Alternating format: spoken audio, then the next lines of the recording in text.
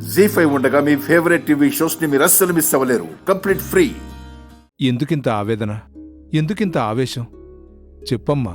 మనసులో మొక్కే మొక్కులు, నోటితో అడిగే కోరికలు ఆ దేవుడికి వినిపించడం లేదు.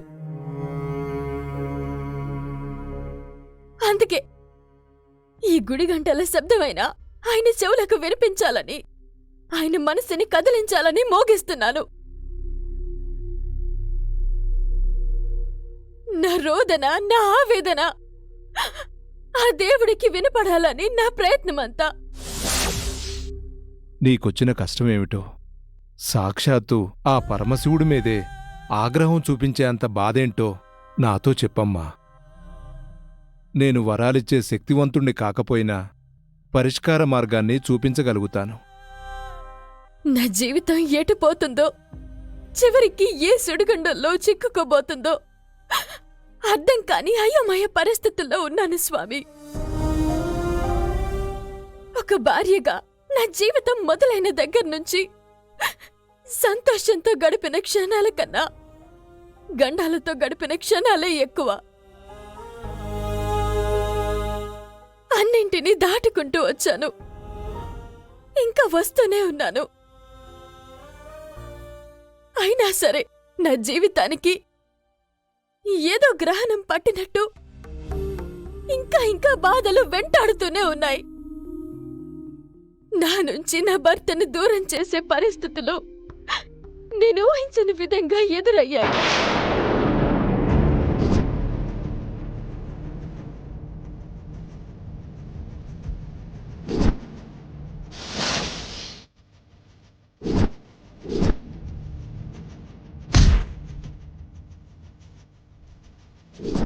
శ్రీకర్ గారు మెమరీ లాస్ అయ్యారు. అవని ఎవరో కాదురా, మీ నాన్న చెల్లెలి కూతురు, మా మేనకోడలు. నీకు మరదలవుతుంది. వచ్చే నెల 6వ తేదీ రాత్రి 9 గంటలకి అవని వికాస్ల వివాహం.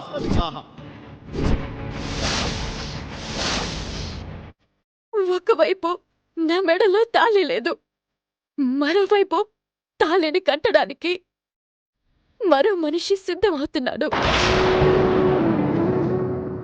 ఏం చేయాలో నాకు దిక్కు తోచడం లేదు స్వామి. పరిష్కార మార్గం చూపించండి.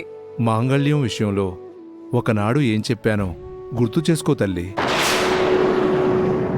ఈ తాళిలో నీ భర్త ఆయుష్ ఉంది. ప్రతి ముడితోనూ తన ఊపిరి ముడివేసి ఉంది. నువ్వు దీనిని తెంచిన వెంటనే ప్రాణగండం అతన్ని వెంటాడుతుంది. భార్యాభర్తల బంధం నూరేళ్లు పదిలంగా ఉంచే పవిత్రమైన తాళి ఈ క్షణం నీ గుండెలపైన లేనందునే ఇప్పుడు నీ గుండెంతా కొండంత భారంతో నిండిపోయింది. అందుకే నీకిలాంటి కష్టం, ఇలాంటి పరిస్థితి వచ్చింది. నీ తాళి మళ్ళీ నీ దరికి చేరాలి. తాళి నీ మెడను చేరితేనే ఎన్ని కష్టాలు ఎదురైనా నీ భర్త నీకు దూరం కాడు. అదే నీకు శ్రీరామరక్షవుతుంది. సీతకు మించిన కష్టాలు లోకంలో ఎవరు పడ్డారు తల్లి? కష్టాల కడల నుంచి బయటపడి ఆ తల్లి లోకానికి ఆదర్శం కాలేదా? నువ్వు ధైర్యంగా ఉండు. కష్టం నీ ఇంటి తలుపు తట్టేది నీ శక్తిని నీకు తెలియజేయడానికే. వెళ్ళు, వెళ్ళు, వెళ్ళి నీ మాంగళ్యాన్ని ఎక్కడ పోగొట్టుకున్నావో తెలుసుకో, తిరిగి తెచ్చుకో. అంతా శుభమే జరుగుతుంది.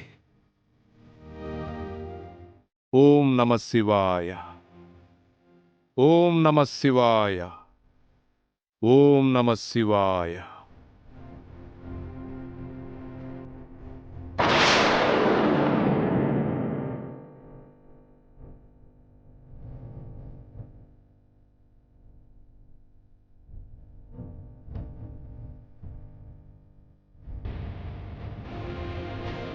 శ్రీకర్ గారిని నేను రక్షించుకున్న చోటే నా తాళి పోయి ఉంటుంది.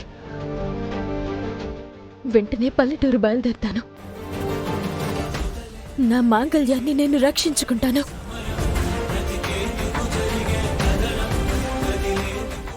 నేను వెంటనే మన పల్లెటూరు వెళ్దామని అనుకుంటున్నాను అత్తయ్య.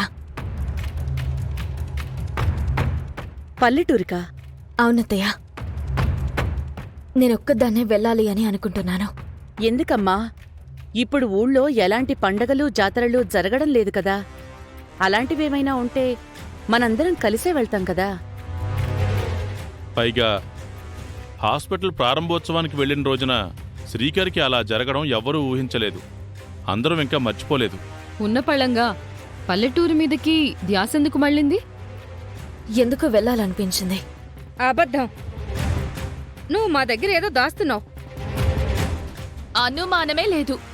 ఏదో బలమైన కారణం లేనిదే అవని ఆ ఊరికి వెళ్ళదు. అబద్ధాలెందుకు అవని?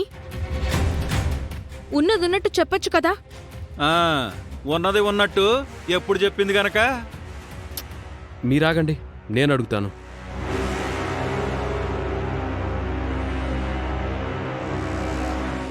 పల్లెటూరులో ఏదైనా పోగొట్టుకున్నావా అవని? పోగొట్టుకున్నాను బావా.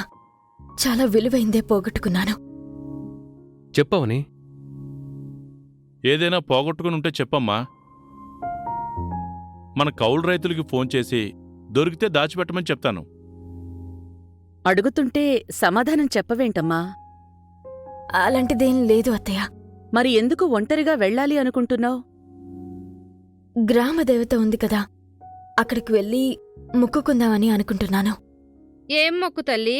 నేననుకున్నట్లుగా నా పెళ్లి జరగాలని, నా భర్త నన్ను బాగా చూసుకునేవాడు అయ్యుండాలని మొక్కుకుని వద్దామని అనుకుంటున్నాను. అత్తయ్య వాళ్ళు పెళ్లి బ్రహ్మాండంగా చేస్తారు. అందులో సవ్యంగా జరగకపోవడానికి ఏముంటుంది? పైగా వికాస్ చాలా మంచివాడు. శ్రీకర్లా మంచి మనసున్నవాడు. అంత దూరం వెళ్ళి మొక్కుకోవాల్సిన అవసరం ఏముందమ్మా? వెళ్తాను మావయ్యా. మొన్న మనం బావకి అలా జరగడంతో కంగారులో వచ్చేశాం. లేదంటే నేను అమ్మవారి దగ్గరికి వెళ్ళుండేదాన్ని.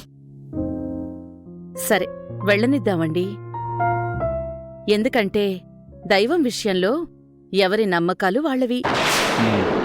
అవని సడన్ గా బయలుదేరుతుంది అంటే ఏదో తిరకాసుంది. అయితే నేను బయలుదేరతాను. ఒక్కదానివే ఏం వెళ్తావ్? మాలో ఎవరినైనా తోడుగా తీసుకుని వెళ్ళు. ఎవరు వచ్చినా నేను తాళి గురించి వెళ్తున్న విషయం బయటపడిపోతుంది. తాళి దొరికిందంటే వీళ్ళ ముందు వేసుకోవడం కుదరదు. నిహారికన్నట్టు ఒక్కదానివే ఏం వెళ్తావ్? ఎవరినో ఒకరిని తీసుకుని వెళ్ళమ్మా. నన్ను రమ్మంటావా? మీరెలా వెళ్తారు శ్రీకర్ గారు? అసలే మీ ఆరోగ్యం కూడా బాగోలేదు. మీరిలాంటి సమయంలో వెళ్ళకూడదు. అవును శ్రీకర్, నువ్వు వెళ్ళకూడదు. పైగా నువ్వు మళ్ళీ పల్లెటూరుకి వెళ్ళిన విషయం శత్రువులకు తెలిసింది అంటే ప్రాణాపాయం తలపెడతారు. ఎవరూ అవసరం లేదు. నేనొక్కదాన్ని వెళ్తాను. వద్దమ్మా, ఎవరో ఒకరిని తీసుకుని వెళ్ళు. నేను వెళ్తాను వేదవతి గారు.